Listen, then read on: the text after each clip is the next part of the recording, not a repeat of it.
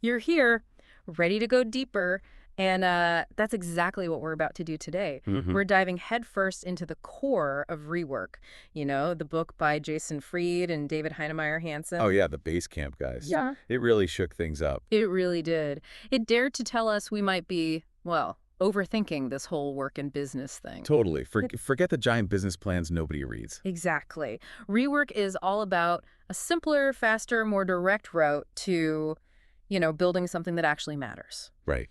So we've waded through the book summaries, chapters, the key concepts, those really sharp quotes. Pulled out the good stuff. Yeah, to bring you the most valuable and hopefully some really eye-opening insights, stuff that can help you approach your work differently. And it doesn't really matter if you're running a company or part of a team or... Or a freelancer, an artist, whatever. There's something in here for pretty much everyone, I think. Absolutely.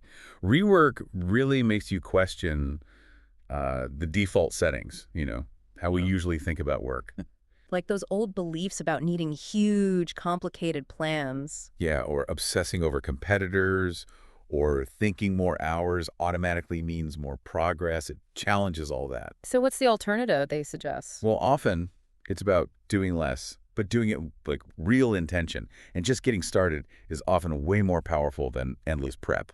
Okay, let's unpack that. Starting with something that feels almost wrong in the traditional business sense, planning.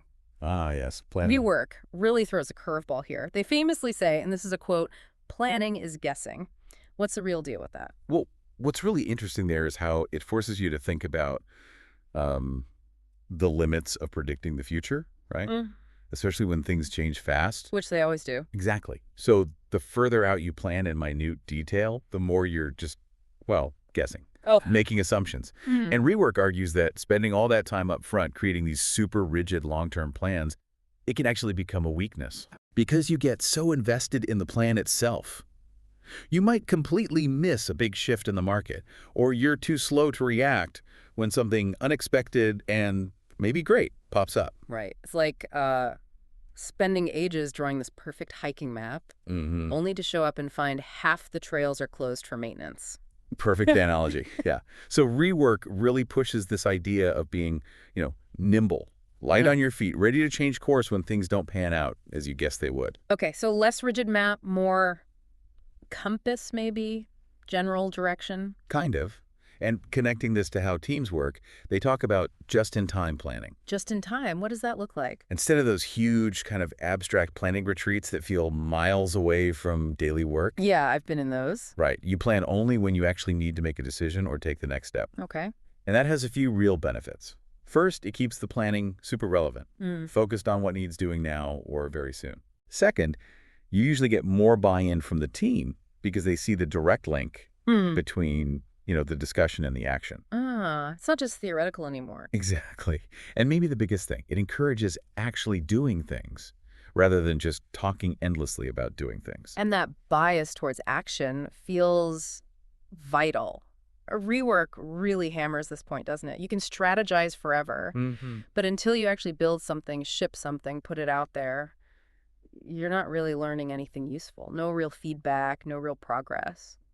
And this touches on a big risk of getting too bogged down in planning. Right. Rework mentions how it can create this sort of organizational inertia. Inertia, like getting stuck. Yeah, where the process of planning becomes the main event, more important than the actual results. It can also kind of accidentally kill innovation. How does it kill innovation? Well, if everyone's just hyper-focused on sticking to the pre-approved path, where's the space for those unexpected, maybe brilliant creative ideas to just bubble up? It's like being so obsessed with following the recipe perfectly. That you're scared to add a pinch of something else, even if you know it would taste better. Exactly.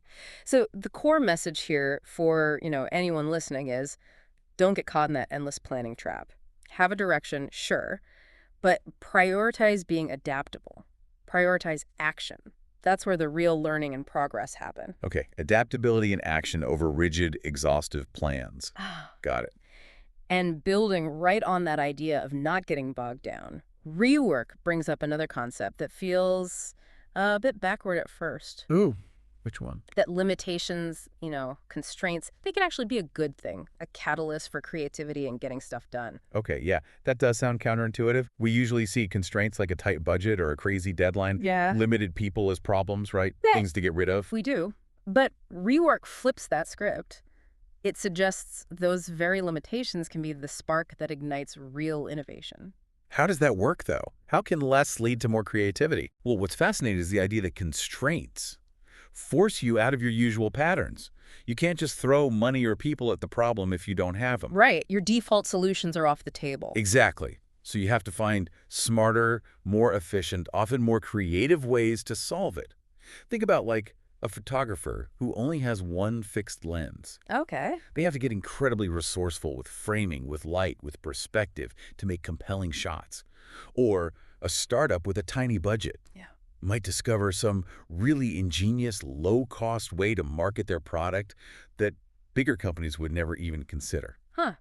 So the lack of options forces ingenuity. Precisely. And it's not just about, money or time. Rework also talks about the power of setting boundaries more generally. Like defining what you won't do. Exactly. When you clearly say, this is outside our scope or we don't do that, Yeah. it actually brings a ton of clarity to what you should be laser focused on. It simplifies things. Makes decisions easier because you've already drawn some lines. Yes. When everything feels possible, it can actually be kind of paralyzing, right? Constraints give you a framework, a direction, Okay, I see that. and they can also boost collaboration. When a team faces a tough challenge with clear limits, they often have to really pull together, share ideas, share the load to find a way through. So it forces teamwork too. It can, yeah. Rework even points to examples of really successful companies that thrive by deliberately focusing on a super specific niche or by adopting a really minimalist approach.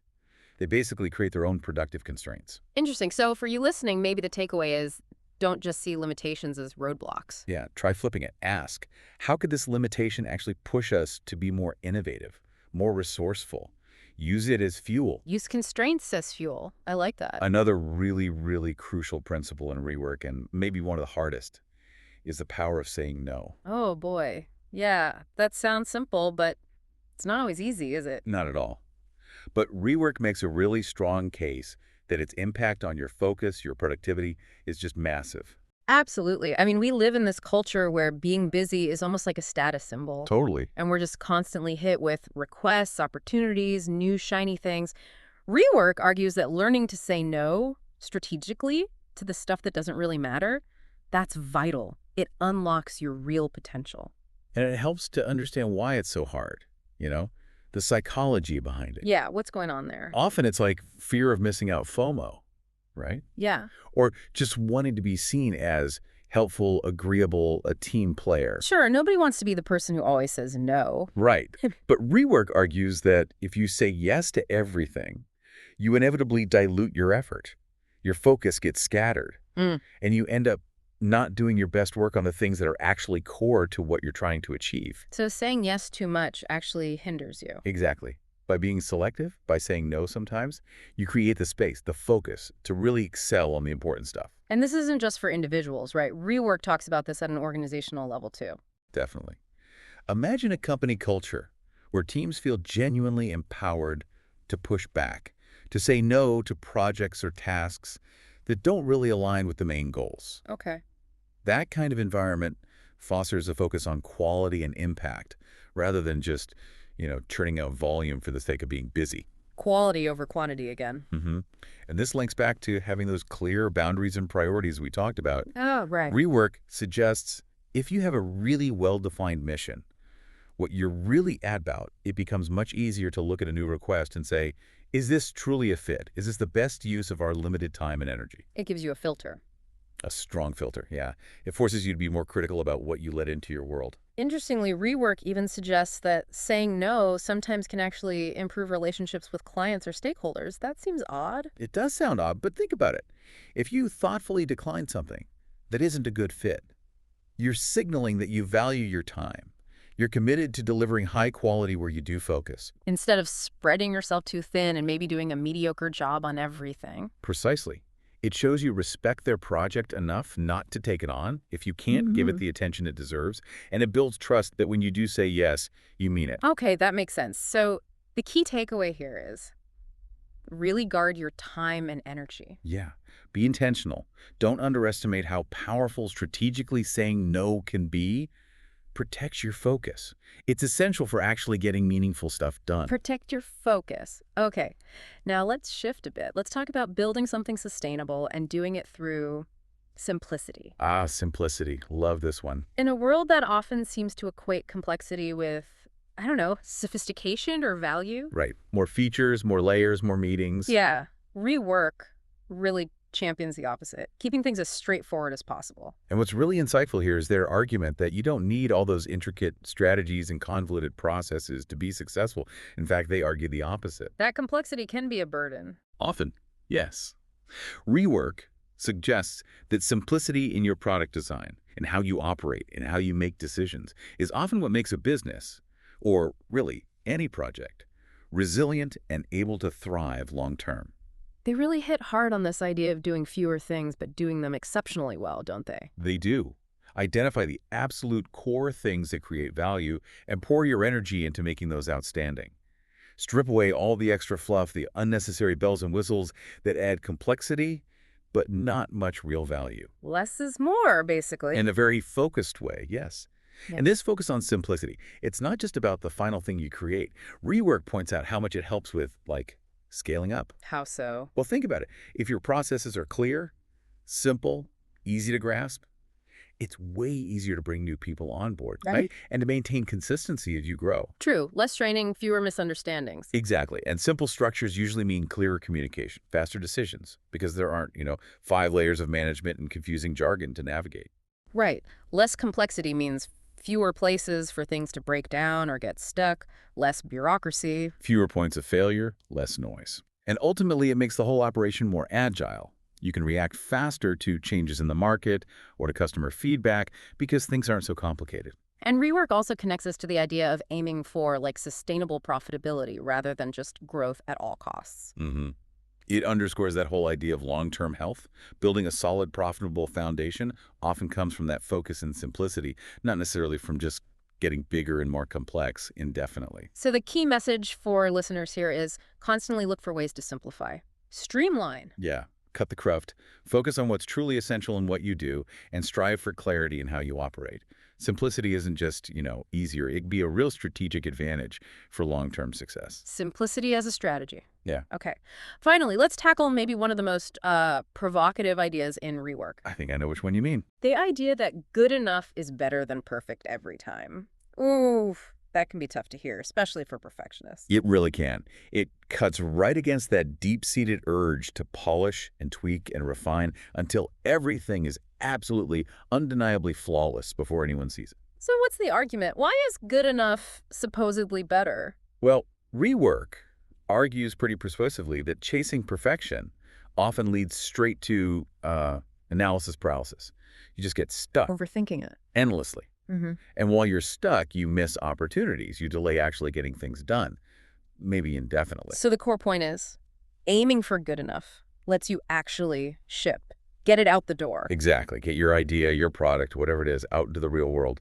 Start getting actual feedback from actual users or customers, and then iterate, improve based on what you learn. So it's about progress over perfection, learning over waiting. Precisely. They often use examples from software, which makes sense given their background. Release a functional product early. Maybe it's not perfect, maybe it has a few rough edges, but it works. It solves a core problem that lets you gather invaluable user feedback. And figure out what really needs improving next, instead of just guessing. Exactly. Waiting for some mythical, perfect state might mean you miss your chance entirely. Or you waste months building features nobody actually wanted. And rework also mentions the psychological side of perfectionism, right? Yeah, the toll it takes. It can really stifle creativity. It makes people afraid to take risks because they're terrified of not meeting this impossibly high standard they've set. So embracing good enough can actually make you more innovative. It can foster a culture where it's okay to try things, to put something out there that isn't 100% polished, because the goal is learning and improving. Okay. And let's be honest, not every single detail needs to be flawless to be valuable. Often, good enough really does solve the user's problem effectively. Plus, thinking this way allows for much faster cycles. You can iterate quickly, stay responsive, especially when things move fast. So for you, the listener, the takeaway is maybe loosen the grip on needing everything to be absolutely perfect. Yeah, maybe just a little. Focus on making real, tangible progress. Get your work out there.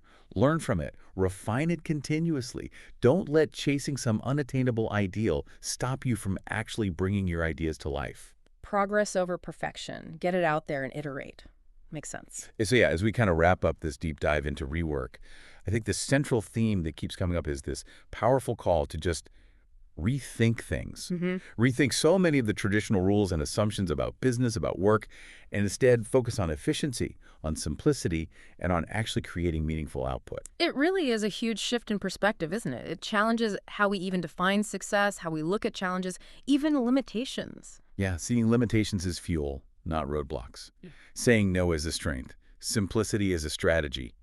Good enough as often better than perfect. Right. And what makes rework so compelling, I think, is that these aren't just like abstract theories. They feel really practical, actionable things you can start thinking about or applying, tomorrow. Yeah, regardless of what you do, running a business, working on a team, doing your own thing. Exactly. So, okay, here's a final thought then, something for you to maybe chew on after this. Right. What long-held belief, what business truth that you've always just accepted might actually be holding you back? What rule might be stopping you from being more effective or maybe even finding more, fulfillment in your work? That's a good one to ponder. Yeah. Maybe revisit some of these ideas from Rework and see how they might spark something new in your own situation.